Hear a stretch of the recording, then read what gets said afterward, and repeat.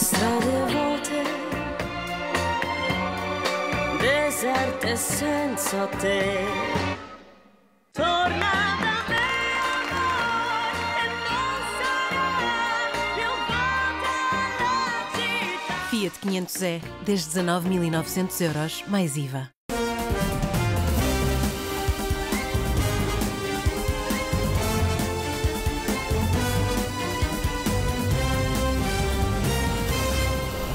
Bem-vindo e bem-vinda ao Jornal à Noite. Começamos pelo encontro de Paris. O Primeiro-Ministro participou hoje à distância na segunda parte da reunião de emergência convocada pelo presidente francês Emmanuel Macron.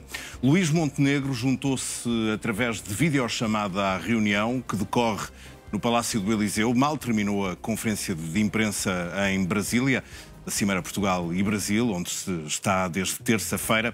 Alguns dos principais líderes europeus estavam presentes nesta segunda reunião de emergência convocada na mesma semana pelo presidente francês. Reunião que foi marcada depois dos Estados Unidos e da Rússia terem mantido ontem as primeiras conversações diretas sobre a guerra na Ucrânia e terem acordado tomar medidas para começar a normalizar as relações entre os dois países. De recordar que o governo português não esteve presente na primeira reunião de emergência marcada por Macron na passada segunda-feira. Esteve agora, ainda que em videoconferência. Entretanto, tanto o presidente francês como o primeiro-ministro britânico vão na próxima semana aos Estados Unidos para se reunirem com Donald Trump.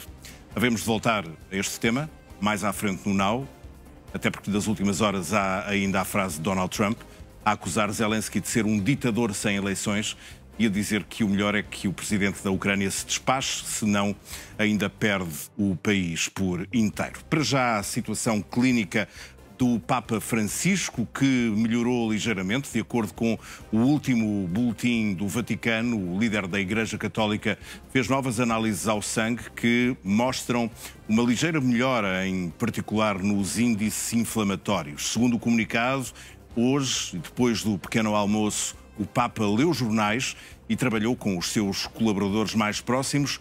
Antes do almoço recebeu a Eucaristia e à tarde esteve com a primeira-ministra Giorgia Meloni, uma visita privada que durou 20 minutos.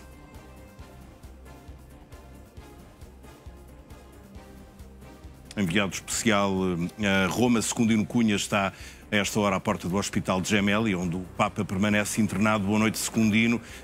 Agora começa a falar-se de um próximo conclave como uma das grandes preocupações deste Papa. Francisco tem sobretudo receio de que o seu sucessor traga um certo retrocesso à Igreja Católica em matérias que para ele são muito sensíveis, como o papel das mulheres no clero ou os direitos LGBT. Como é que o Papa pode mudar o rumo da sua própria sucessão, que é escolhida pelos cardeais?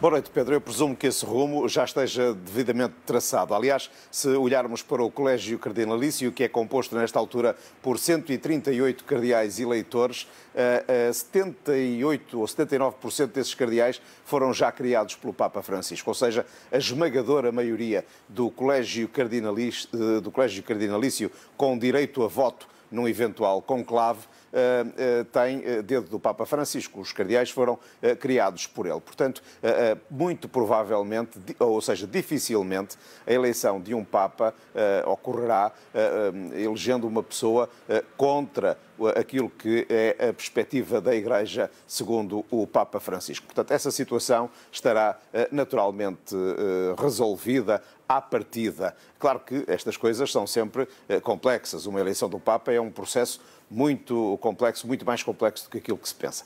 Mas com 80% dos cardeais criados por ele, é pouco provável que seja eleito um que é contrário, ou literalmente contrário, às suas ideias. Quanto à questão da eventualidade de estarmos próximos de um conclave, o Vaticano não tem comentado essas notícias, mas tem falado em fake news nos últimos dias, a propósito do estado de saúde do Papa Francisco. Secundino Cunha, em direto de Roma. Eu recordo que o último boletim clínico do hospital, e que foi avançado há poucas horas pelo Vaticano, dá conta de uma melhora no estado de saúde do Papa, que depois de realizados as análises de sangue, revelaram que os índices inflamatórios desceram, o que na realidade é uma boa notícia. Entretanto, o jornal Político, e porque estávamos precisamente a falar da sucessão do Papa ainda há instantes, o jornal Político diz que o Papa já está a preparar essa sucessão e que admitiu a pessoas próximas que pode não sobreviver à pneumonia. Ao mesmo tempo, o jornal suíço Blick diz que a Guarda do Vaticano anda a fazer preparativos para o funeral. Um quadro clínico complexo foi este o anúncio do jornal O Político. O Sumo Pontífice admitiu que poderia não sobreviver desta vez após a bronquite ter evoluído para uma pneumonia bilateral. Quanto à sucessão, já está a ser tratada. Sabe-se que o cardeal italiano Giovanni Battista Re teve o seu mandato estendido pelo Papa. Deste modo, garante a participação em discussões antes do conclave que visa eleger um novo Sumo Pontífice. A onda de apoio da comunidade católica continua a intensificar-se. A mensagem de esperança e a continuidade de Francisco nas orações é o que se destaca nas mensagens de carinho das pessoas. Sì, speriamo che si riprenda e possa tornare più presto qua. Diremo sicuramente una preghiera, o anche due qua. It's disappointing, really, but I believe he's strong enough to get through.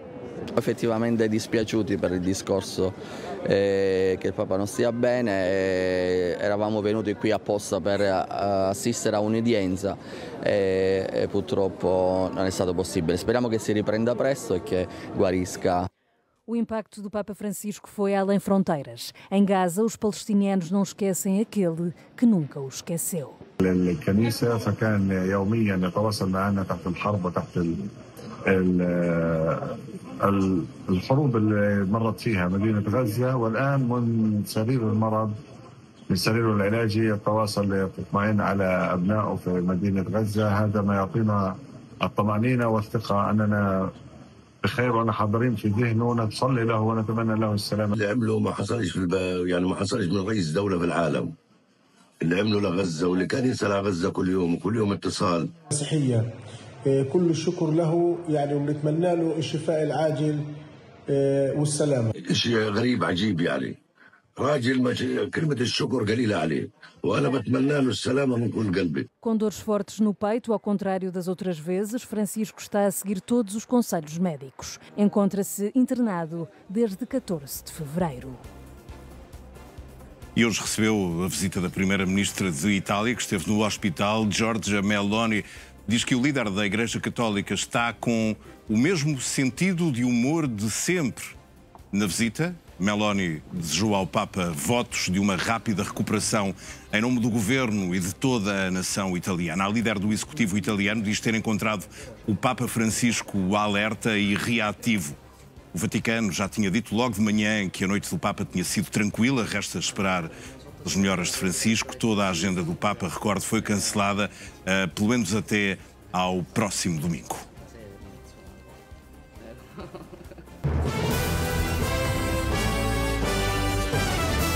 Agora, a notícia que acaba de chegar: 2 militares da GNR feridos numa colisão entre motos que seguiam na A22 em Lagos, a Via do Infante. Estavam a entrar na autoestrada depois de terem terminado o acompanhamento da primeira etapa da volta ao Algarve em bicicleta. Os guardas de 32 e de 35 anos sofreram ferimentos ligeiros, já foram transportados para o Hospital de Portimão. Aconteceu esta tarde aqui na A22, no sentido Lagos-Portimão, uma colisão entre 2 motociclos da GNR, no qual seguiam precisamente 2 militares da GNR de 32 e de 35 anos. Estes 2 militares faziam parte da equipa que está a fazer o acompanhamento de ciclistas de volta ao Algarve esta tarde e sabemos agora que provocou apenas ferimentos ligeiros a ambos. As vítimas foram naturalmente assistidas logo no local e foram depois transportadas para o Hospital de Portimão. O acidente aconteceu aqui, ao quilómetro 6.1 da autoestrada, estrada no sentido Lagos-Portimão, como dizia ainda há pouco. Não está aliás agora a condicionar o trânsito neste momento, no entanto, naturalmente condicionou durante várias horas o trânsito aqui na autoestrada. O alerta para este acidente foi dado por volta das 6 da tarde e ao local dirigiram-se de imediato 20 operacionais com 10 veículos dos bombeiros voluntários de Lagos, do INEM e também da GNR para tomar conta desta ocorrência. Uma colisão então que aconteceu entre dois motociclos da GNR, no qual seguiam dois militares de 32 e de 35 anos que tinham estado em serviço na volta ao Algarve. Um acidente que, apesar de tudo, causou apenas ferimentos ligeiros estes dois militares da GNR. Numa altura em que o Chega está debaixo de fogo, o André Ventura foi esta tarde entrevistado no NAU. O presidente do partido diz que Luís Montenegro deve explicações sobre a empresa familiar que, para o líder do Chega, tem levantado muitas suspeitas. E que está sob suspeita grave, quer dizer, vamos lá, as pessoas em casa percebem o que eu estou a dizer. Então a empresa está em casa dele e ele desligou-se da empresa, mas tu tens empresas em tua casa que não tens nada a ver com elas. Está na casa do primeiro-ministro uma empresa que tem como objeto tudo e mais alguma coisa, revenda de terreno, imobiliário. E para o senhor deputado, qual é que é a solução? É o primeiro-ministro acabar com a empresa? O primeiro-ministro já devia ter acabado com a empresa ou explicado como é que se desfez da tal participação. Ele procurou primeiro dizer que a transmitiu, mas já percebemos todos que ele continua a ser o titular desta empresa. Levanta sobre o primeiro-ministro a suspeita, e eu vou dizê-lo aqui porque é suspeita, de que alguém está a passar dinheiro para essa empresa como forma de transmitir ao primeiro-ministro algum conforto financeiro. E isto é muito grave. Caso levanta-me dúvidas muito sérias da integridade dele e da integridade como primeiro-ministro. Porque quem não tivesse nada a esconder aqui viria dizer, não, olha, foi isto teve estes clientes, faturou isto. O que está à espera aqui? Que alguém meta cá fora quem são os clientes, sem ele saber que meteu cá fora, que saia uma informação a dizer que é uma empresa pública, porque tu imagina isto. Polémica que está na origem da moção de censura que foi apresentada contra o governo pelo Chega. O debate da moção está marcado para sexta-feira e os líderes da oposição exigem explicações do primeiro-ministro. O debate da moção de censura ao governo está marcado apenas para sexta-feira, mas o assunto já domina a discussão. Porque tem a bancada sim, com arguidos por corrupção, como eu disse há pouco. Não disse mentira nenhuma, Sr. Deputado Hugo Soares, não disse mentira nenhuma. E agora, além de deputados, tem também um primeiro-ministro a braços com casos de adjudicações diretas. Não vou perder muito tempo porque a honra só é ofendida quando nós sentimos que quem nos ofende a honra merece algum crédito. De qualquer maneira, uso mesmo a figura regimental para dizer ao Sr. Deputado Pedro Frazão duas coisas. A primeira, que acabou de dizer alarvidades. Não há nenhuma situação, como ele acabou de dizer, eu nem percebi muito bem, mas creio que disse que o Primeiro-Ministro está envolvido em adjudicações diretas. É um disparate total. Mas a afronta ao primeiro-ministro não ficou por aqui. Levar o assunto à justiça são as intenções de André Ventura, mesmo se a moção de censura, que irá ser debatida já esta sexta-feira, for chumbada. Ou nós conseguimos ter a noção de quem pagou esta empresa, quem são os seus clientes e qual é o seu verdadeiro titular, ou nós teremos que pedir à entidade da transparência e ao Ministério Público que iniciem uma investigação ao caso do património do Primeiro-Ministro. De acordo com o regimento da Assembleia da República, o debate terá de ter início no terceiro dia parlamentar, que segue a apresentação da moção de censura.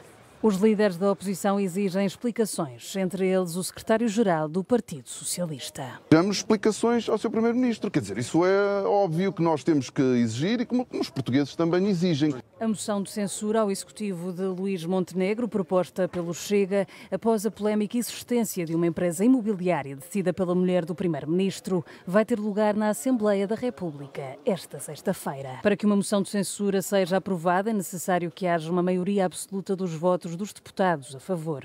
Sabe-se que o PS, o Bloco de Esquerda e o PCP já se distanciaram dessa aprovação. Na Assembleia, o Partido Socialista propõe que os deputados possam ser expulsos do hemiciclo por mau comportamento. A maioria dos partidos aceita discutir o tema, mas, com exceção do PS, nenhum diz para já aquilo que tenciona propor. E hoje houve uma nova troca acesa, palavras no Parlamento.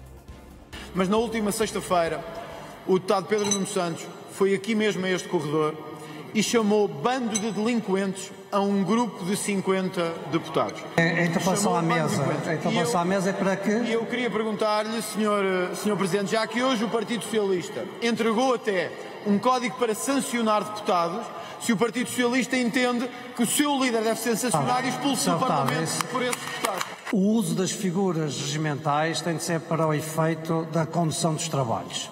E esta interpelação, Sr. Deputado André Ventura, não foi relativamente à condução dos trabalhos. E assim passaram vários minutos no plenário. É por troca de palavras, acusações e ofensas que o Partido Socialista propõe uma série de novas regras para o mau comportamento dos deputados. Entre eles, o convite a sair do plenário.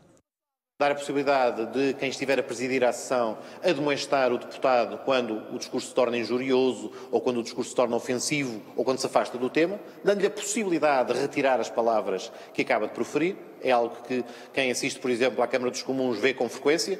O Presidente convidar o deputado a corrigir, a pedir desculpa, a retratar-se no decurso da sessão.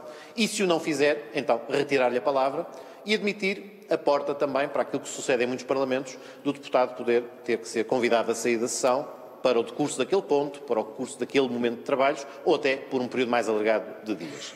As propostas vão ser analisadas por um grupo de trabalho, mas para já ninguém admite apoiar as soluções. Quem deve julgar o comportamento das senhoras e dos senhores deputados, que têm todos a mesma legitimidade, são os eleitores, é o povo soberano, e isso acontece de 4 em 4 anos, cada vez que há eleições.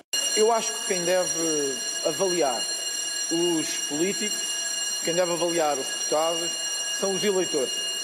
Nós não fomos eleitos para ser nem professores, nem disciplinadores de uns aos outros. A Iniciativa Liberal manifestou mais uma vez a sua grande reserva quanto à aplicação de sanções ou de mecanismos adicionais para, no fundo, limitar a ação dos deputados dentro do plenário. Sanções que estejam relacionadas com o mandato ou com o exercício do mandato, como seja, por exemplo, a suspensão, vai muito para além daquilo que a nossa Constituição prevê. É nesse sentido que estamos a dizer que não nos parece que seja o caminho. As ofensas à deputada socialista Ana Sofia Antunes aumentaram as críticas à bancada do Chega. Muitos dos deputados são acusados de ofender a parlamentar que é invisual. Do nosso ponto de vista, aquilo que vai acontecendo vezes demais nas discussões em plenário tem a ver com a falta de educação de algumas senhoras e senhores deputados que, evidentemente, se excedem naquilo que deve ser o comportamento, do nosso ponto de vista, de um parlamentar. E sobre essas matérias não há como impedir nem como legislar. Há uma só bancada neste Parlamento, no hemiciclo, mas também nas comissões, que é responsável pela degradação do debate democrático. Sem prazos e sem garantias, as medidas do Partido Socialista vão ser agora analisadas. Se por um lado há bancadas que não veem com bons olhos castigos aos deputados, outros defendem mesmo a imposição de multas, como acontece noutros países. Vamos fazer um curtíssimo intervalo, menos de 1 minuto e meio agora no Now, e quando voltarmos, a notícia da operação policial conjunta entre Portugal e Espanha e que pôs fim a uma rede de lavagem de dinheiro com origem na Rússia. Até já.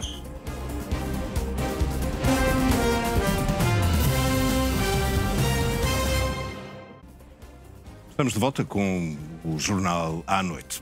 Um alegado elemento da máfia russa foi um dos 14 detidos numa operação que levou ao fim de uma rede europeia de branqueamento de capitais. Este suspeito foi detido em Lisboa numa operação conjunta que durou 2 anos e que juntou a Polícia Judiciária, a Polícia Espanhola e ainda a Europol. Foi desmantelada uma rede russa que levava dinheiro para o tráfico. Os 14 suspeitos usavam intermediários para movimentar dinheiro. Este dinheiro era obtido no tráfico de droga e era branqueado com outros intermediários. Todos os 14 suspeitos foram detidos, de nacionalidade na sua maioria russa. Um deles foi apanhado em Lisboa, tinha fugido para Portugal há 3 meses e por cá trabalhava para a rede. Um importante mafioso russo que agora foi detido por suspeitas de pertencer a uma rede criminosa. Já tinha sido alvo de buscas domiciliárias, a quem foi apreendido dinheiro, equipamentos eletrónicos e documentação bancária. Nesta operação, chamada Strongbox, ainda foi apreendido mais de 1 milhão de euros em dinheiro e em criptomoedas. Foram feitas buscas em Lisboa, mas também em localidades espanholas como Madrid, Málaga, Marbella e Torremolinos. Para além das detenções, foram feitas 9 buscas domiciliárias. Foi assim desmantelada uma rede de branqueamento de capitais. Diz a Europol que a maior parte dos membros da rede é de nacionalidade russa. Este foi o resultado dos esforços das autoridades ibéricas, Polícia Judiciária e Polícia Nacional Espanhola, com o apoio da Europol. O Ministério Público abriu um inquérito ao caso da alegada recusa de socorro no Hospital de Évora. Vai assim ser investigada a possibilidade de estar em causa um eventual ilícito criminal no inquérito que corre no Departamento de Investigação e Ação Penal de Évora. A Ministra da Saúde pediu à Inspeção-Geral das Atividades em Saúde uma avaliação do episódio. Também o Presidente da Câmara de Évora pediu igualmente esclarecimentos. Em causa está o episódio em que um homem se sentiu mal à porta das urgências, mas a quem o hospital recusou prestar ajuda e mandou que ligasse para o 112. O doente terá ficado mais de 20 minutos no chão, à espera da ambulância que o transportou depois até ao hospital, que fica do outro lado da rua. E de regresso ao Parlamento, onde os deputados aprovaram hoje o levantamento da imunidade de Miguel Arruda, o ex-deputado do Chega é suspeito de ter furtado malas do aeroporto de Lisboa e do aeroporto de Ponta Delgada. Suspeito de 8 crimes de furto, cada um com penas até 5 anos de prisão, Miguel Arruda não tinha margem. O levantamento de imunidade parlamentar é obrigatório devido à gravidade dos crimes e, por unanimidade, os deputados votaram a favor na especialidade. A opção de um deputado não inscrito integrar comissões é um direito regimental, ou seja, desde que comunique, e foi o que fez, comunicou ao Sr. Presidente que pretende integrar 3 comissões, a Maria de Matraiçoa é de Assuntos Constitucionais, a de Orçamento e Finanças e uma terceira, e a de Ambiente. Portanto, fazendo essa comunicação, hoje o Sr. Presidente deu-nos nota de quais é que elas são e, portanto, terá que ser alterada a composição da comissão para alargar, mas foi o que aconteceu no passado, quando tivemos deputados não inscritos. Enquanto deputado não inscrito, Miguel Arruda pode em vários plenários falar 1 minuto por sessão. Tem direito a gabinete e a pessoal nomeado por si. Escolheu em que comissões vai estar presente e optou por 3. A Comissão de Assuntos Constitucionais, Direitos, Liberdades e Garantias, a Comissão de Orçamento e Finanças e, por fim, a Comissão do Ambiente e Energia. A Conferência de Líderes validou a pretensão do Sr. Deputado Miguel Arruda quanto àquilo que são as suas opções das comissões parlamentares permanentes que pretende integrar. Esta validação não acarreta qualquer alteração ao nível da representação dos diferentes grupos parlamentares nessas mesmas comissões e também não tem qualquer alteração quer ao nível das presidências, quer ao nível da composição das comissões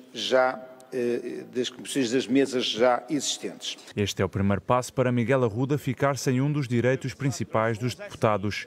A imunidade parlamentar impede, por exemplo, Miguel Arruda de ser ouvido oficialmente no âmbito da investigação. Haverá agora uma nova votação em plenário que termina o processo político. Depois, Miguel Arruda pode ser ouvido formalmente e espera-se que nessa altura tenha acesso às provas do caso em que é suspeito de roubar malas em aeroportos. Portugal e o Brasil assinaram hoje 2 dezenas de acordos. Um dos mais importantes é o que reforça o trabalho conjunto dos 2 países no combate ao crime organizado.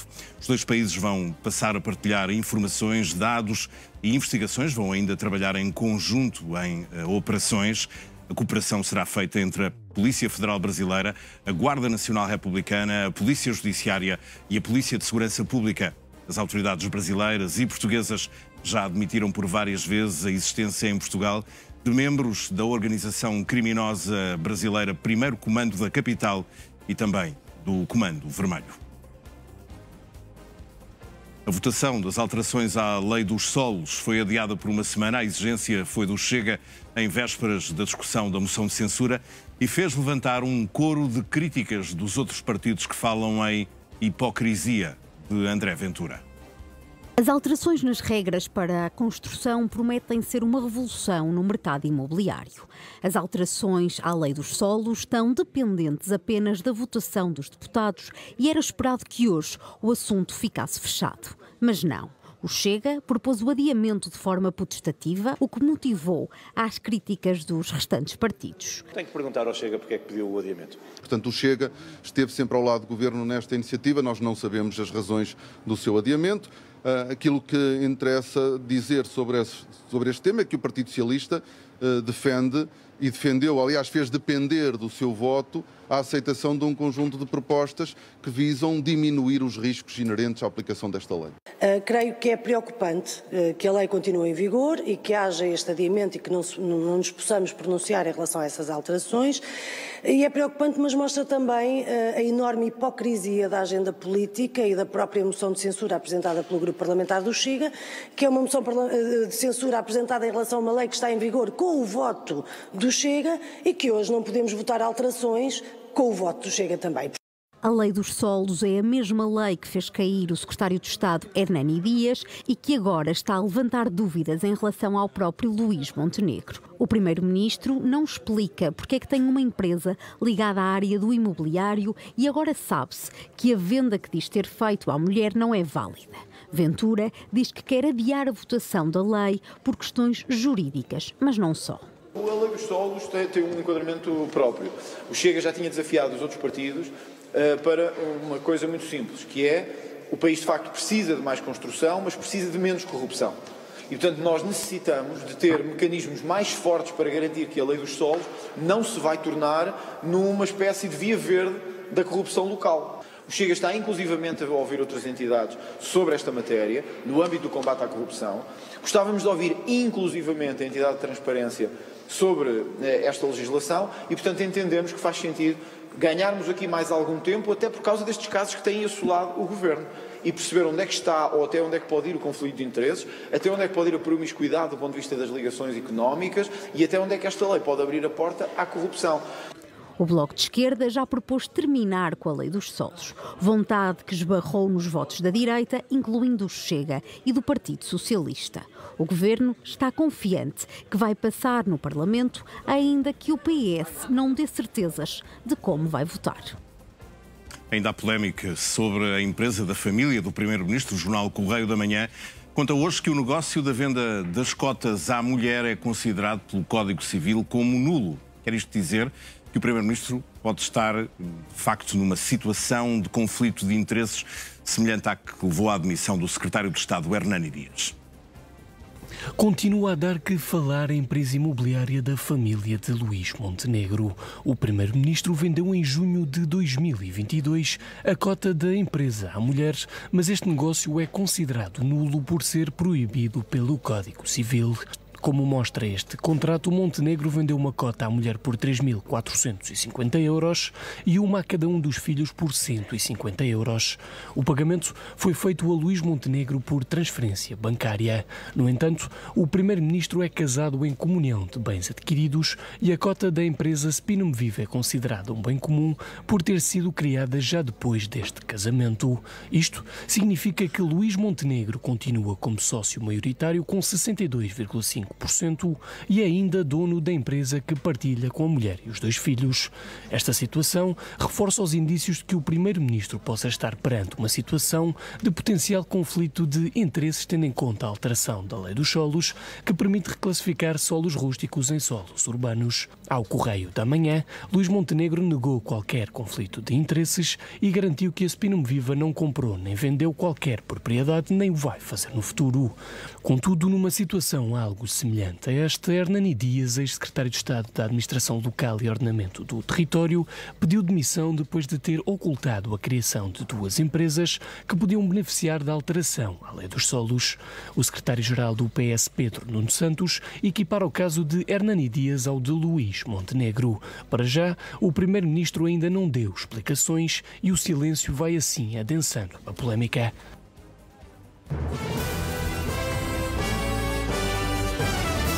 Agora, Luís Montenegro não deu explicações, mas há instantes declarou-se muito tranquilo com esta situação da empresa da família dele e voltou a remeter explicações para o debate da moção de censura no Parlamento, que está marcado para sexta-feira. Eu recordo que o Primeiro-Ministro está no Brasil, onde hoje decorreu a Cimeira Luso-Brasileira, e foi em Brasília que disse aos jornalistas que irá prestar todos os esclarecimentos no Parlamento. Montenegro diz que fará aquilo que é a obrigação dele, com toda a tranquilidade de quem honrou, afirma, sempre a sua vida pessoal, profissional e política por critérios de honestidade, de tolerância e de respeito por toda a gente. São palavras do Primeiro-Ministro.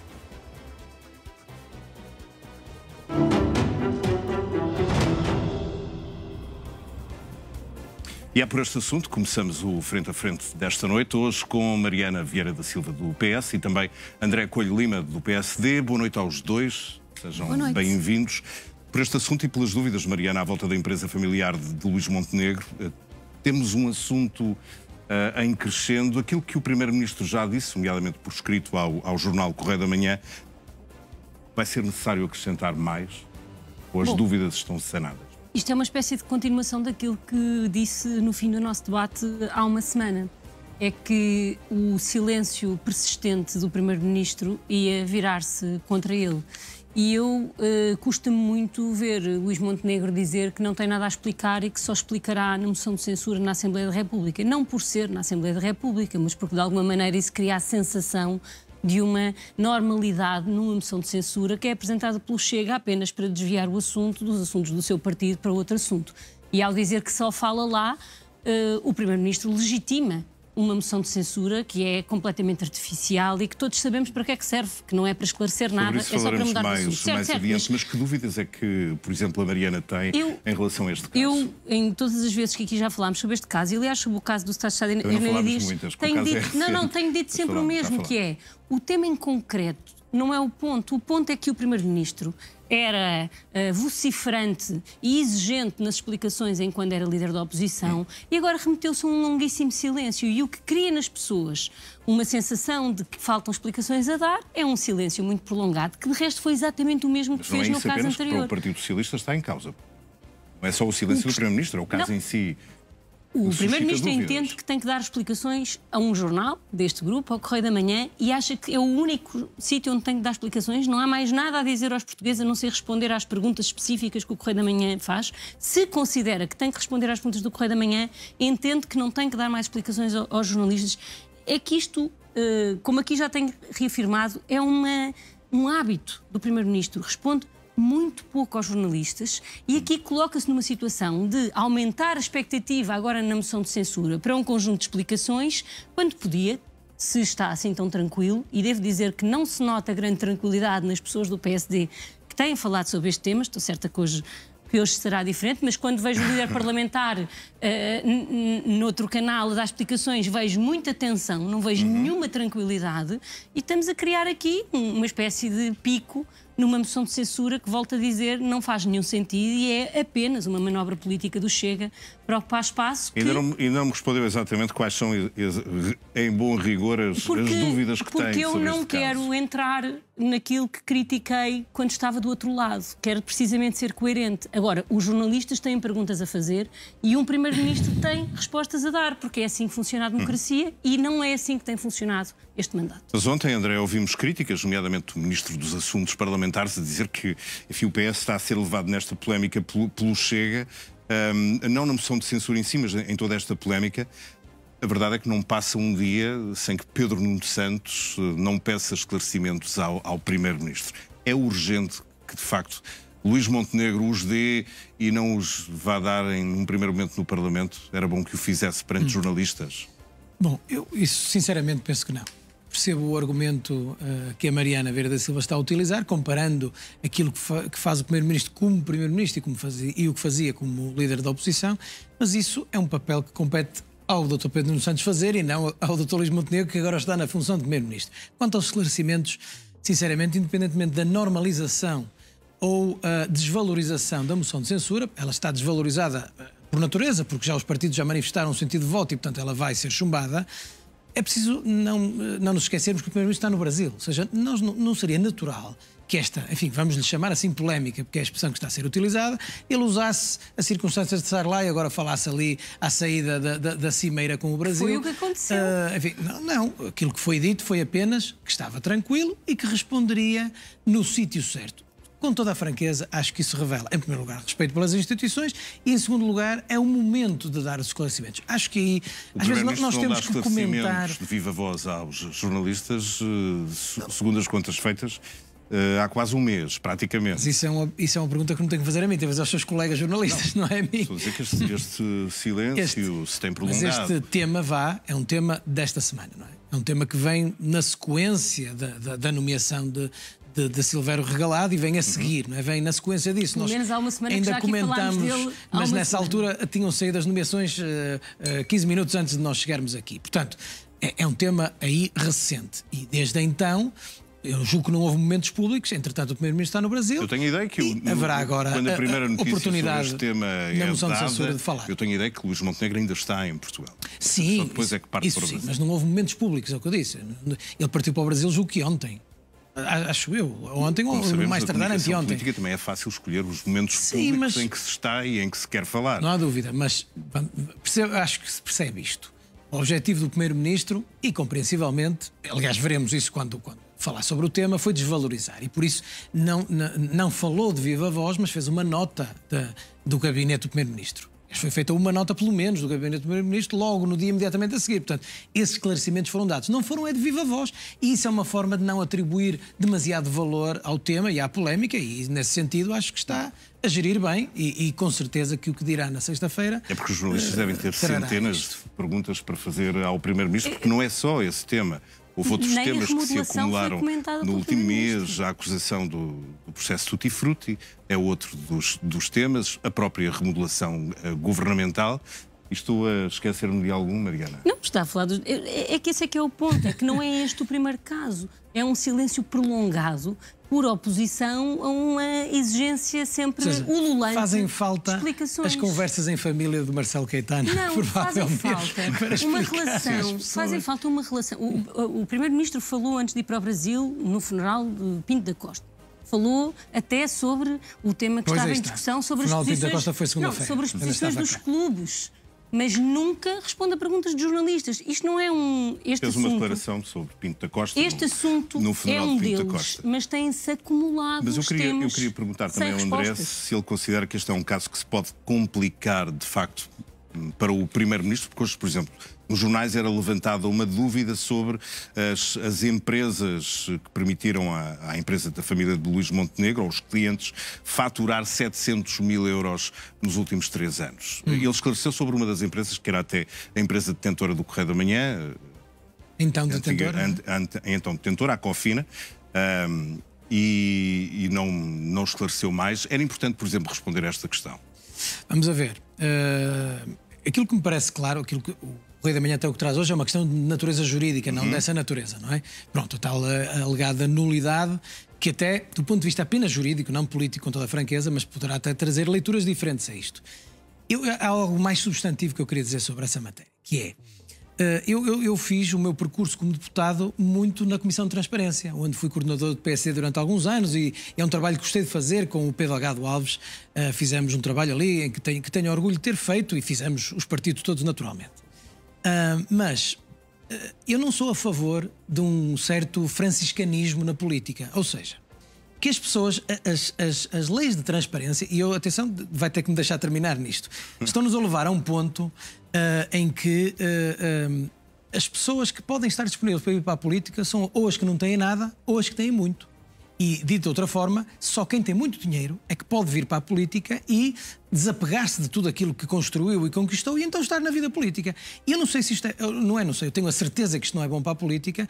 Eu acho que isto, as pessoas vão criando leis sobre leis e esquecem-se de que isto pode acontecer. Isto é uma coisa. Mas, por outro lado, eu sempre defendi uma frase que é minha, mas que me guiou nisto, que é máxima transparência com máxima permissividade. Ou seja, na sequência do que acabei de dizer, de ser contra este franciscanismo na política, eu acho que as leis que regulam a atividade, o regime jurídico dos titulares dos cargos políticos e altos cargos políticos devem ser muito mais permissivas no sentido de permitir que os políticos tenham empresas, tenham sociedades, tenham interesses, porque é natural que tenham interesse, porque o inverso disto é fazer com que sejamos... podem legislar em causa própria.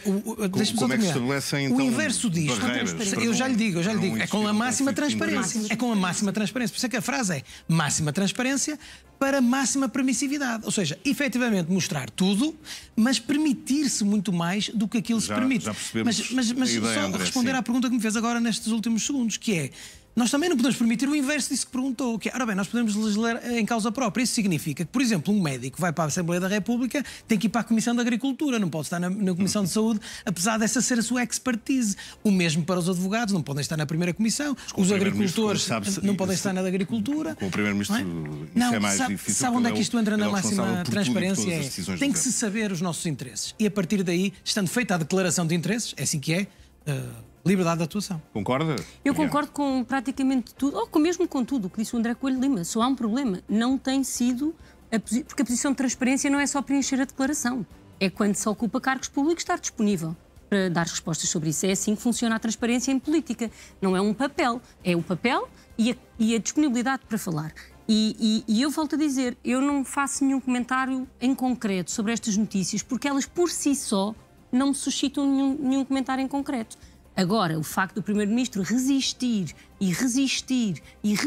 às explicações cria um mal-estar nas pessoas e é fatal do ponto de vista político, dada a diferença daquilo que exigiu enquanto era líder da oposição. Isso, do ponto de vista político, para não sair desta... Uma desconfiança? Não... Suscita-me uma crítica política pela falta de transparência. Por não dar explicações. Mas é este o meu ponto. Para não sairmos desta concordância em que estamos, eu digo o seguinte: eu também concordo com isso. Ou seja, acho evidente, e não tenho dúvida, toda a gente concorda, a começar pelo Primeiro-Ministro, quem está na função do Primeiro-Ministro deve os esclarecimentos quando surjam dúvidas. Isto é claro. Portanto, o que significa que só estamos a discordar do momento. E eu acho perfeitamente normal que o momento seja quando vai ser chamado ao Parlamento para falar sobre este tema e não antes, e não em comunicações esparsas aqui e acolá. Semana, isso era uma leitura possível, mas como se acumulam... Não misturemos, não é? São coisas diferentes. Estas são coisas que... A origem desta remodelação é um caso deste tipo. E também sobre isso o Primeiro-Ministro nada disse. Deixe-me até dizer isto para se perceber aquela lógica da máxima permissividade e máxima transparência. A única coisa que eu acho, enfim, que eu não faria manifestamente, era sair das empresas. Ou seja, o Primeiro-Ministro ou qualquer titular de cargo político não tem que não ter sociedades e participar. Era só o que faltava. Ou seja, uma pessoa tem que entrar aqui, lá está, só com as vestes. Não pode ser. E sai para onde? Não, e sai para onde? Saiu, ou pelo menos tentou sair. Eu não teria feito isso. Sim, de poder ser nulo. Mas eu não teria claramente feito isso. Precisamente aquela lógica de quem não deve não teme é que se deve aplicar. Ou seja, eu tenho participações em sociedades. Eu não penso, se regressar a funções públicas, um dia, deixar de as ter. Desde que elas sejam sabidas e isso seja monitorizado. Já temos poucos minutos para o final e eu gostava de falar do adiamento da votação da Lei dos Solos. Perguntei-lhe primeiro se pode haver aqui, André, alguma intenção de voltar atrás ou o Chega pediu o adiamento potestativo desta votação apenas porque lhe convinha. Bom, isto está, no fundo, ligado com o que tivemos a falar até aqui, não é? Isto está ligado no pior sentido, que é no sentido especulativo. Ou seja, no sentido de que toda esta polémica que estivemos a falar até aqui, haver uma dimensão imobiliária nas tais sociedades para... Ou seja, nós estamos, antes de ser praticado, enfim, um facto, seja ele criminal ou não, estamos a antecipar que ele pode eventualmente vir a ser praticado. Acho que estamos a exagerar de uma forma manifesta. Estamos a nem sequer deixar que as coisas aconteçam. Já estamos a presumir que elas podem eventualmente vir a acontecer. Mas foi por isso que saiu o secretário de Estado, Herrera Dias. É um facto. Aí é uma atitude, eu diria, mais imprudente, por estar, em primeiro lugar, claro que o Primeiro-Ministro tutela todas as áreas, mas ele, em primeiro lugar, diretamente relacionado com a área e ter constituído uma empresa depois de estar em funções. Não tem comparação com esta situação do Primeiro-Ministro, que a empresa existe, julgo que desde 2021, não é? Deixa-me perguntar-lhe, Mariana, até porque este diploma tem sido bastante criticado, se o PS sente mesmo de consciência tranquila com a viabilização do mesmo. O Partido Socialista foi muito claro. As oposições que tinha nesta matéria eram políticas, eram no âmbito da política pública. É que tem havido tantas e das polémicas. Consequências para a política pública, nomeadamente da habitação, as não consequências, ou seja, partes inúteis que esta lei tem e questões que nos levantam dúvidas. E por isso fomos muito claros na identificação das 4 questões que o Partido Socialista exigia ver revistas e nada tem a ver com este processo. Tem tudo a ver com discussão política, é isso que nos cabe enquanto partidos políticos. É evidente que perante esta situação, o prolongamento de uma lei em vigor, como sabe, o Partido Socialista não viabilizou a suspensão, portanto, votou no sentido de poder melhorar a lei, mas não de a suspender, e entretanto a lei vai continuando em vigor, mas as matérias em que o Partido Socialista se opõe nesta lei foram muito bem explicadas, são questões sobre a contiguidade, sobre vários fatores desta lei, mas políticas, e que nada tem a ver com o caso que aqui estamos a discutir. Mesmo com todas estas polémicas que têm surgido nos últimos dias e que estão, enfim, ainda que de forma indireta, mas relacionadas. O Partido Socialista nunca alinhou pela crítica a esta lei alinhada com a ideia do abuso, da corrupção ou outras, mas sim com as condições da lei. E é isso que queremos que possa ser mudado, uma vez que, tanto quanto sei, o Governo acedeu às 4 questões colocadas pelo Partido Socialista. Entretanto, temos uma moção de censura que está marcada para a próxima sexta-feira, que, como sabemos, será chumbada à partida. É uma perda de tempo. Eu não posso dizer, sou deputada, que qualquer discussão que é feita no Parlamento é uma perda de tempo. Mas é uma manobra de diversão, isso é claro para todos, e infelizmente transformou-se no único sítio onde o Primeiro-Ministro vai dar explicações sobre esta matéria, e isso, para mim, volto a repetir, acho que é um erro político. André Coelho Lima já não é deputado, já pode dizer aquilo que agora também pode. Agora já não pode dizer que é uma perda de tempo. Até pode dizê-lo lá. Agora já não pode dizer que é uma perda de tempo. Não, perde-se muito tempo no Parlamento, imenso. E acho bem que se diga estando em funções. Acho o mesmo que acha a Mariana, só para não lhe chamar manobra de diversão, vou-lhe chamar cortina de fumo, só por uma questão de alternância semântica. E de resto, acho que o André Ventura, o presidente do Chega, que é sagaz a analisar o cenário político, viu logo aqui a forma indicada para poder fugir das polémicas que caíam sobre os seus ombros. E então arranjou aqui uma maneira de fugir rapidamente e não falar de mais nada, porque esta semana toda, com tanta polémica que houve no Chega a semana anterior... Mas ele é o primeiro a dizer que não se furta às questões colocadas pelos jornalistas. Pois, mas ele sabe de comunicação política e por isso sabe muito bem que isto acaba por assumir o topo das prioridades comunicacionais e relegam para segundo ou terceiro plano as polémicas do próprio Chega e, portanto, nisso ele conseguiu.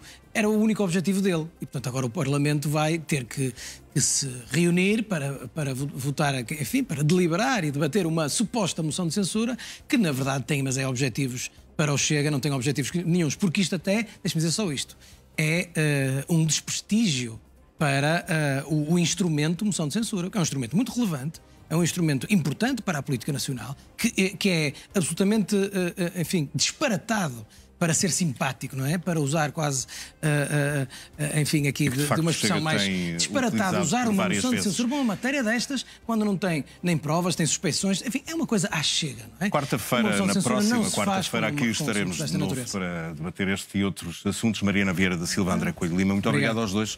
Até para a semana.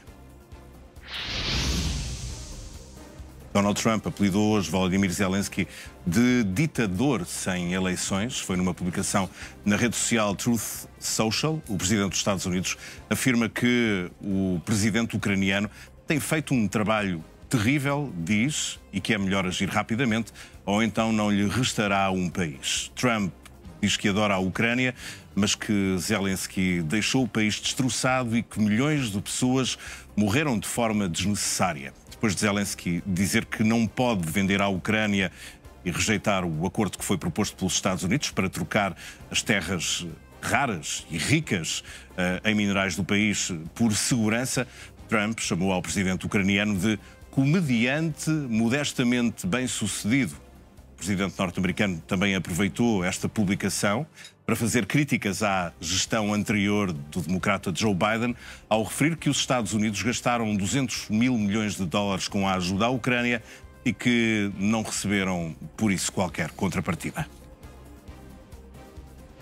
Entretanto, Donald Trump admite que pode reunir-se com Vladimir Putin ainda este mês. Em declarações aos jornalistas feitas na Flórida, o presidente americano disse estar desiludido com o seu homólogo ucraniano e responsabilizou Kiev pelo início da guerra. Na resposta, Zelensky acusa Trump de viver numa bolha de desinformação. Foi já a despedir-se dos jornalistas numa conferência de imprensa em Mar-a-Lago, na Flórida, que Donald Trump admitiu que a reunião com o presidente russo pode acontecer antes do final deste mês. Na terça-feira, o secretário de Estado norte-americano e o ministro dos Negócios Estrangeiros da Rússia sentaram-se para discutir um futuro acordo para terminar com a guerra na Ucrânia. Volodymyr Zelensky criticou o acontecimento desta reunião sem um representante da Ucrânia. Esta terça-feira, durante a conferência de imprensa, o presidente dos Estados Unidos respondeu ao chefe de Estado ucraniano. Disse estar desiludido com Zelensky e responsabilizou a Ucrânia pela guerra com a Rússia. And I'm very disappointed. I hear that, they're upset about not having a seat. And I think I have the power to end this war. And I think it's going very well. But today I heard, we weren't invited. Well, you've been there for 3 years. You should have ended it 3 years. You should have never started it. You could have made a deal. Donald Trump insistiu ainda em novas eleições na Ucrânia, afirmando que a taxa de aprovação de Volodymyr Zelensky é de 4%.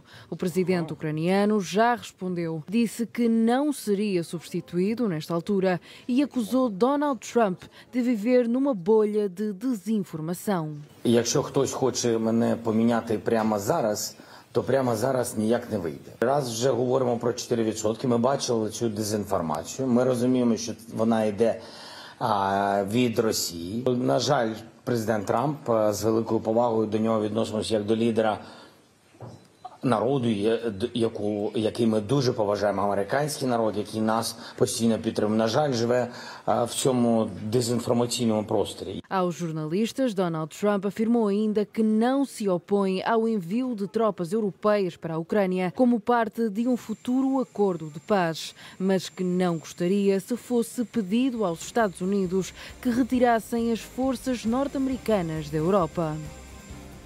Uma guerra de palavras, Trump-Zelensky, comentada agora no Now pelos especialistas Germano Almeida e também Filipe Caetano. Boa noite aos dois. Deixa-me começar por uma imagem que surge publicada no Instagram oficial da Casa Branca. Foi publicada há menos de 2 horas e a imagem é esta, Germano Almeida, Donald Trump coroado, depois um pouco mais abaixo surge quase como se fosse uma capa da revista Time. Longa vida ao rei. Boa noite, Pedro e Filipe. Sim, mostra que o atual Presidente dos Estados Unidos quer ser um autocrata num sistema que está pensado para impedir precisamente autocratas e reis absolutos. E as últimas horas mostraram isso, enquanto o respeitável general Kellogg teve palavras bastante sensatas em Kiev e tinha tido também no dia anterior com von der Leyen, com Costa, com o presidente Duda da Polónia, dizendo que é preciso respeitar a soberania da Ucrânia, é preciso encontrar uma solução de segurança para a Ucrânia e para a Europa. Essas palavras, com o devido respeito pelo general Kellogg, valem 0, porque o presidente dos Estados Unidos insultou a Ucrânia, insultou a Europa, disse que Zelensky é um ditador. Teve uma bela resposta há horas pelo primeiro-ministro Starmer, que telefonou a Zelensky e recordou que na Segunda Guerra Mundial também não houve eleições, porque não havia condições para haver eleições, e obviamente que Zelensky é um líder perfeitamente legítimo, porque está a ser invadido e não houve ainda condições para eleições. Temos que ter a noção da gravidade do momento. A gravidade do momento é que o Presidente dos Estados Unidos, neste momento, não quer dizer que mude, neste momento assume a propaganda russa. Todos os argumentos dos últimos 2 dias de Trump são da propaganda russa. A questão das eleições, a questão da culpa ser da Ucrânia e da Rússia relativamente à guerra e também uma total mudança em relação à posição americana com Biden, que era a de ajudar a Ucrânia para minimizar os efeitos de guerra. Quando Trump diz e responsabiliza Zelensky pelos milhões de mortos, o que é felizmente exagerado, não há milhões de mortos, haverá eventualmente mais de 1 milhão de mortos, mas não confirmados. A verdade é que não nos podemos esquecer que a ajuda dada à Ucrânia, ao fim de 3 anos, impediu que a Rússia tomasse Kiev em dias, impediu que os 34% que a Rússia chegou a ter de ocupar a Ucrânia, depois permitiu que a Ucrânia fizesse uma reconquista. São apenas 20% hoje, apesar da Rússia continuar a progredir nessa. Ou seja, nesta entrega, se for 20% só, é graças à ajuda, seria muito mais. Eu gostaria de ouvir o que o Filipe tem para dizer sobre esta imagem que surge no Instagram oficial da Casa Branca. Trump como se fosse um rei, é um sinal dos novos tempos que vamos vivendo. É um sinal. Há aquele velho ditame português que diz o O rei vai nu, pelo menos nas coisas que vai dizendo, ainda o Germano referiu agora. Dispensemos dessa imagem agora. De facto, estamos em bons tempos para os fact-checkers, para os polígrafos. Não sei, quer dizer... Colocarem a nu as afirmações de Trump. Acho que já ultrapassámos todos os cânones, enfim, do fact-checking ou da desinformação, quando o próprio Presidente dos Estados Unidos é um divulgador de desinformação. Mas boa noite, Germano, e boa noite, Pedro, que a propósito, comentavas há pouco que há 3 anos estavam juntos na Ucrânia. Isso é factual. Há 3 anos, vai fazer dentro de alguns dias, 3 anos que tudo mudou na lógica da política internacional e da ordem internacional. E bem sabemos o que aconteceu. E bem sabemos o que aconteceu e que não foi a Ucrânia que desenvolveu esforços para a invasão de um outro país. Aquilo que é factualidade parece assustar muito um presidente de um grande país, o país mais poderoso do mundo, sem dúvida nenhuma. Está mais do que provado porque é que as estações de televisão em todo o mundo ficam tão interessadas nas eleições dos Estados Unidos. Porque, de facto, aquilo que acontece na Casa Branca pode mudar o mundo. E como pode mudar o mundo, alguém que está disponível para gozar com todo o mundo, no fundo. O que Trump fez foi gozar com a Europa, foi gozar com os seus aliados, com os seus amigos e gozar com os ucranianos, não foi com Zelensky.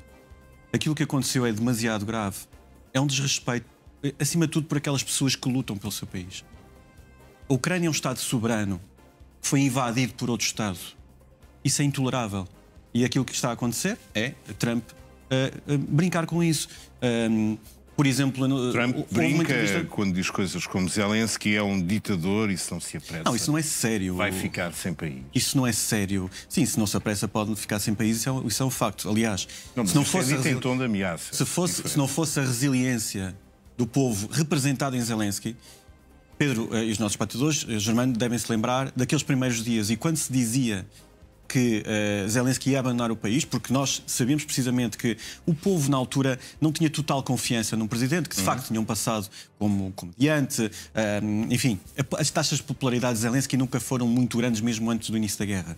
Mas o que é certo é que ele não saiu do país e até hoje ele é a representação da resiliência ucraniana. E isso parece fazer muita confusão a Trump e por um pormenor que eu acho que mais à frente vamos ter... tempo para isso. Temos tempo para isso. Germano, o melhor é todos esquecermos os Estados Unidos como o parceiro e o aliado mais fiável do Ocidente. Tendo em conta o comportamento do Presidente, sim. Começa a notar aquilo que aconteceu muito no primeiro mandato, que foi uma espécie de deslaçamento entre o comportamento do Presidente e algumas posições da administração. Vamos ter memória.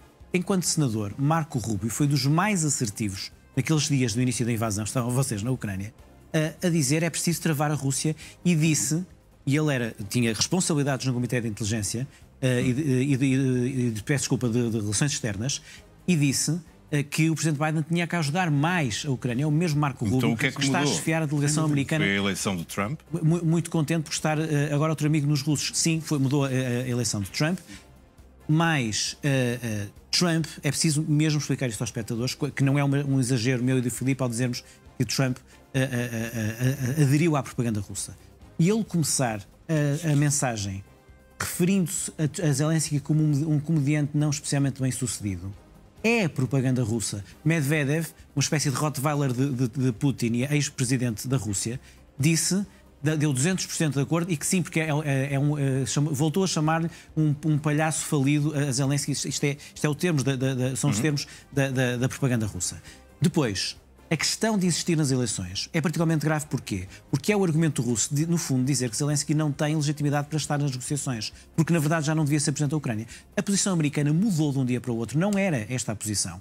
E isto tem particular gravidade, só para quem em casa ainda não percebeu. A Ucrânia está ocupada a 20% pela Rússia, 15% da população ucraniana está refugiada por causa da guerra. Que condições havia, políticas humanitárias, financeiras, logísticas, para umas eleições? Se a Rússia de Putin consegue interferir nas eleições americanas, claro que conseguia interferir na eleição ucraniana. O que é que isto era? Era como que escreveu hoje o New York Times, era uma anexação da Ucrânia pela via eleitoral.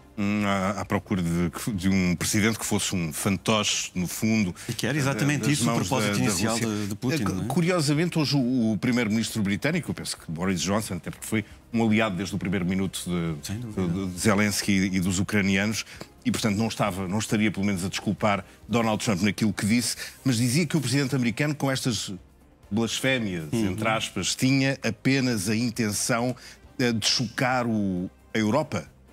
Qual pode ser o objetivo deste tratamento de choque? O que é que os Estados Unidos querem mesmo, afinal? Enfim, querem vantagem negocial, querem vantagem económica. Obviamente, nós já sabemos, um dos argumentos usados pelo Kremlin nestas negociações na Arábia Saudita é a questão económica, é abrir outra vez o mercado russo aos Estados Unidos, a capacidade de também, eventualmente, a Rússia começar a vender gás e petróleo aos Estados Unidos de forma mais barato. É esse o preço para Donald Trump. O pormenor que eu gostaria de avançar aqui para os nossos espectadores, e pegando também na legitimidade que agora é alegadamente colocada em causa, Trump é um homem vingativo. Ele não se esquece de um episódio que foi aquilo que ele considera uma traição de Zelensky. Não podemos esquecer que o primeiro impeachment a Trump foi por causa, foi por causa de Zelensky. Foi porque quando Trump ligou a Zelensky no final do primeiro mandato a pedir alguns podres sobre a família Biden, nomeadamente Hunter Biden, o filho de Joe Biden. Esse problema estava, pensou, até gravado. Exatamente. Foi televisionado. E Zelensky não quis colaborar com essa teoria, na sequência daquilo exatamente que o Germán disse, vem na alegada interferência russa nas eleições nos Estados Unidos. Isto levou a um impeachment que foi aprovado pela Câmara dos Representantes contra Donald Trump, comprovado que tinha tentado, ou seja, tinha verificado abuso de poder, e só foi rejeitado pelo Senado, que tinha maioria republicana. E Zelensky é, para Trump, um inimigo deste tipo de coisas. Trump não vê... Como não perdoou, por exemplo, o facto dos Estados Unidos terem feito uma proposta para ficar com 50% das terras raras da Ucrânia, que Zelensky, num primeiro momento, rejeitou? Não, aliás, rejeitou porque a soberania do território, mesmo dos 80% que a Ucrânia ainda domina, ainda é da Ucrânia. A negociação tem que ser feita com a Ucrânia, não em subjugação, mas em negociação. E, aliás, há um aspecto que é... falaste em Boris Johnson, que é um dos melhores biógrafos de Churchill, e desde o início desta guerra que se tem falado no perfil churchilliano de Zelensky. Tem a ver com a resiliência e faz recuar para precisamente a Segunda Guerra Mundial. E como um presidente na altura americano, Roosevelt, que resistiu a mandar a América defender a Europa, e foi precisamente nessa altura que houve a grandeza de um presidente americano que não só era amigo de Churchill, como ainda negociou com Stalin. Mas foi com a grandeza da América. Não é aquela grandeza que nós assistimos hoje em dia. As coisas são, de facto, muito diferentes. O Filipe puxava aqui por uma característica de Donald Trump. Ele é uma pessoa vingativa, mas é também, ao mesmo tempo, um negociador e um homem hábil no que diz respeito precisamente aos negócios e à forma como faz dinheiro. E a verdade, Germana, é que, enfim, vai poupar milhões na ajuda à Ucrânia, vai ganhar ainda mais a fazer negócios com a Rússia e tem-se falado também muito na descida no preço do petróleo. É este o ponto principal de interesse de Donald Trump? Não será o principal, mas pode ser conexo. Ele lança, falando nisso, que se baixar o preço do petróleo ia obrigar Putin a parar a guerra, e seria um drive para isso. Mas não estamos aqui, porque pela forma como isto começou, até agora pelo menos Trump começa aderindo aos argumentos pró-russos e não atendendo a nenhum argumento pró-ucraniano. Falaste em poupar milhões na ajuda à Ucrânia. Isso é muito discutível. Mesmo os senadores republicanos lembraram hoje a Trump que ajudar a Ucrânia foi a melhor forma de defender os interesses dos Estados Unidos até agora, porque bem pior seria não ajudar a Ucrânia e as consequências, que seria uma grande vitória russa nestes primeiros 3 anos. Coisa que não aconteceu.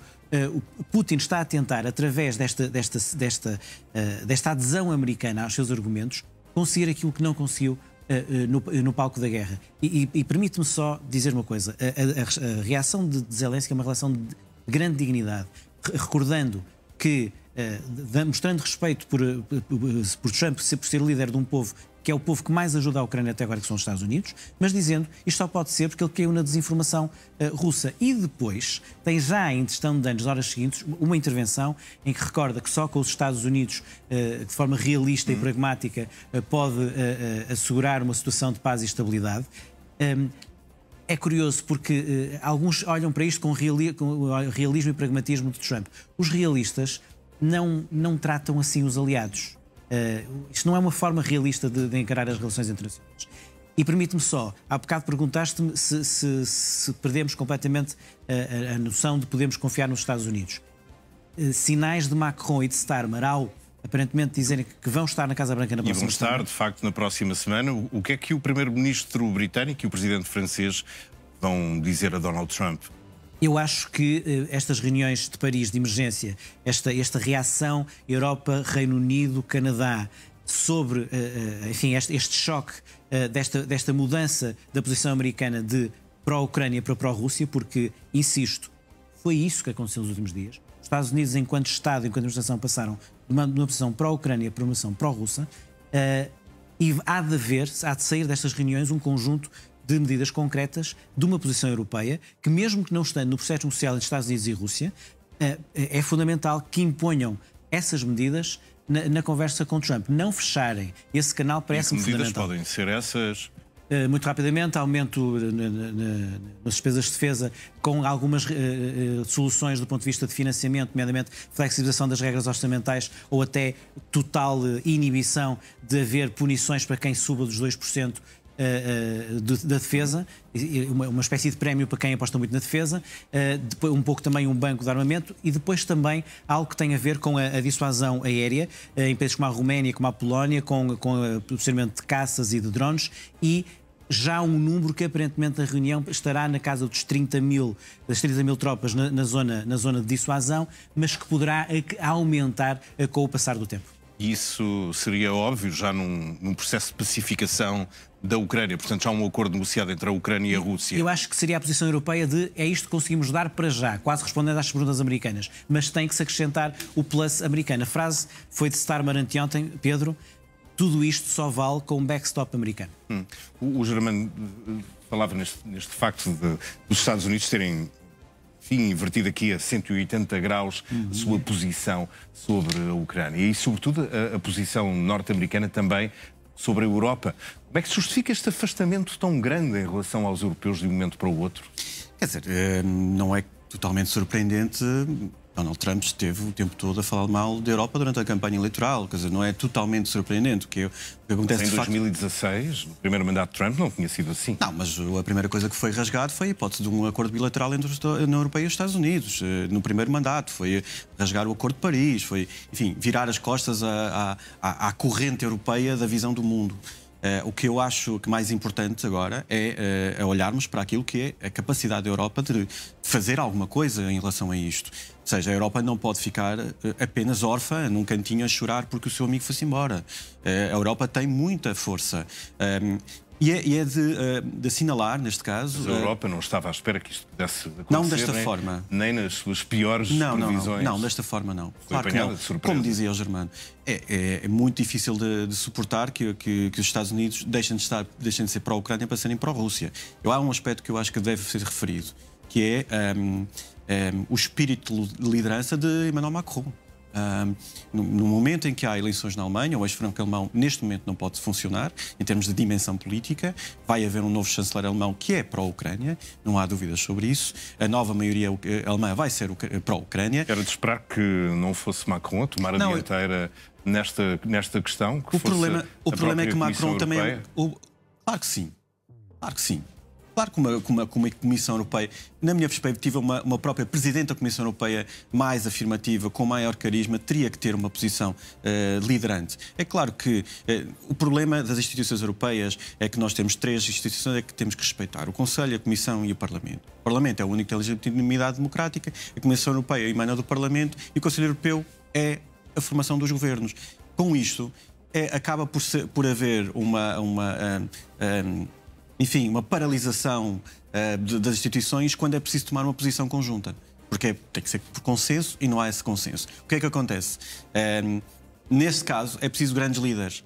E se nós estávamos à espera de grandes líderes, Macron ainda não confirmou que é o grande líder, mas pelo menos tem a iniciativa de o fazer. E deixa-me só referir, a partir do momento em que o Canadá é convidado para estas reuniões, o que acontece é que dá uma dimensão extra-europeia. No fundo está a mostrar que é a NATO menos os Estados Unidos. Exatamente. E portanto, isso é uma força que se pode apresentar a Donald Trump. E Donald Trump, sendo essa pessoa de negócio e que é capaz de criar estrondo e para, enfim, o chamado negociador, que é? Coloca a fasquia mais alta para depois poder baixar um pouco. E é aquilo que está a acontecer. Agora, a Europa tem que se mostrar forte. E é aquilo que eu acho que vai acontecer nos próximos dias. Vamos aguardar pelos próximos dias. Há só um sinal. Macron e Starmer vão à Casa Branca dizer: nós na Europa também temos bombas nucleares. Rapidamente, Germano, o que é que eles vão dizer na Casa Branca? Sim, exatamente isso. Ou seja, são os 2 únicos poderes nucleares europeus. Estou a incluir o Reino Unido no continente europeu. E sim, isso é fundamental.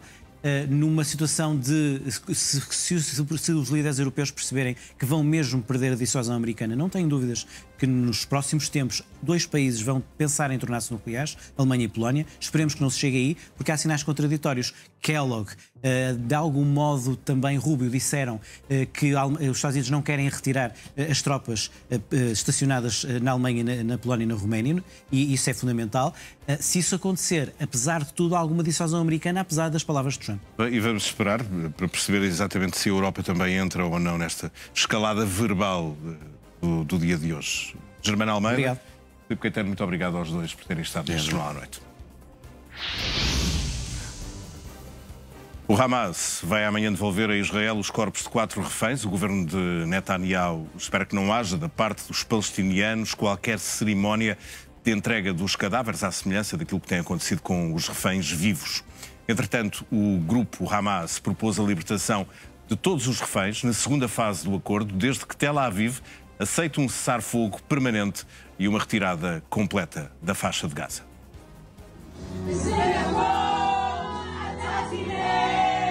É a felicidade de uma família que em poucos dias volta a ficar completa. Omer Shem Tov, de 22 anos, é um dos reféns do Hamas que vai regressar a casa este sábado. À semelhança dos restantes cidadãos israelitas libertados, foi capturado durante o ataque do dia 7 de outubro de 2023. Na altura, já estava em processo de obtenção de nacionalidade portuguesa. Segundo a embaixadora de Portugal em Israel, o processo já foi concluído. A libertação do cidadão português será uma grande alegria para a família de Omer, em especial o seu pai, que é cidadão português de pleno direito, por pertencer a uma família sefardita tradicional marroquina. Omer é apenas um dos 6 reféns que vão ser libertados este sábado pelo Hamas. Elia Cohen, de 27 anos, Tal Shoem, de 40 anos, Omer Wenkert, de 23, Hisham Al-Sayed, de 36 e Avera Mengistu, de 39 anos, também regressam a casa em poucos dias. Antes disso, já esta quinta-feira, o Hamas vai também libertar 4 corpos de reféns que serão entregues às famílias. O anúncio veio acompanhado de uma proposta para Israel. O Hamas quer libertar todos os reféns previstos na segunda fase do acordo de uma só vez, mas apenas se Tel Aviv aceitar um cessar-fogo permanente e uma retirada completa das forças israelitas da faixa de Gaza. A cidade de São Paulo, no Brasil, está a ser atingida por um forte temporal. As enxurradas já provocaram a morte de uma mulher de 47 anos que ficou presa dentro de um carro. A tragédia aconteceu na Avenida General Edgar Facó, na zona norte da cidade de São Paulo. Janaida de Sousa Maia, uma condutora de 47 anos, foi encontrada morta dentro do próprio carro submerso. As imagens mostram o momento em que o veículo estava a ser arrastado pela forte corrente de água.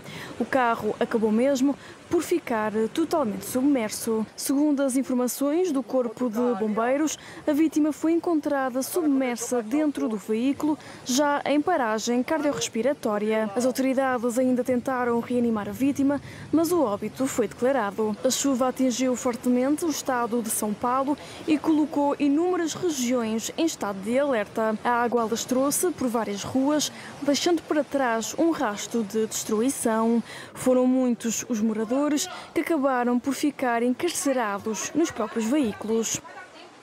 A chuva desta terça-feira foi classificada como uma tempestade severa. Mais de 3.300 raios caíram em São Paulo. Desde o dia 1 de dezembro de 2024, data de início da Operação Chuvas, no Brasil, já morreram 21 pessoas devido às chuvas intensas.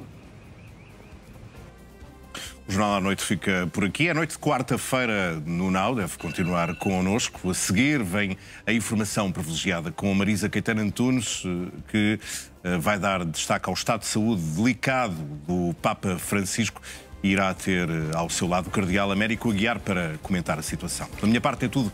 Eu regresso amanhã à hora de sempre com o Jornal à Noite. Até lá.